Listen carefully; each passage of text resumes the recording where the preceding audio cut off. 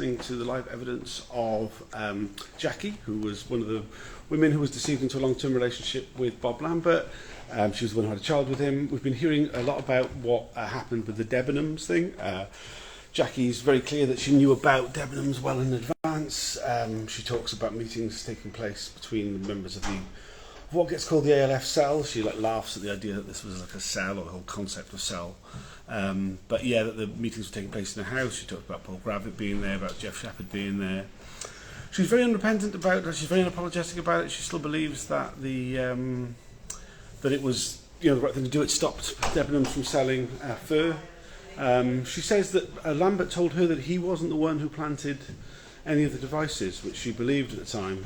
She got the impression that he was the leader and that the other activists were like his foot soldiers. He told her he wasn't that stupid as to actually get his hands dirty himself, basically.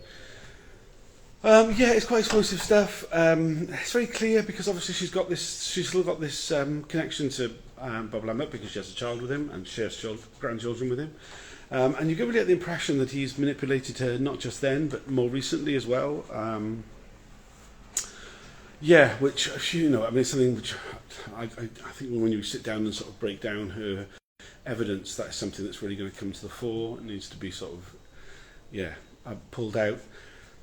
She talked about how when it happened, after it had happened, it would be on the news and stuff, about another animal rights activist, Sylvia Martin, ringing her up and being like, "It's happened, turn on your wireless."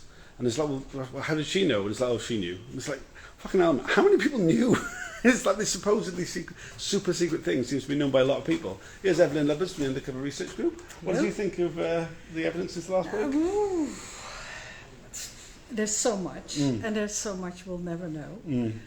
The Debenhams, all the awful things about their relationship and what he's done to her. But the Debenhams thing was like. Not that way. Go on, turn around. People with privacy keep walking past. She was the most guarded. She was. The entire afternoon, and I don't know. She's kind of. She's torn between saying things about Lambert she doesn't want to say, or saying about other people that she doesn't want to say, and she's like. I think she has been saying more about this in the past, but she doesn't now. What can we do? This is her choice, and this is her.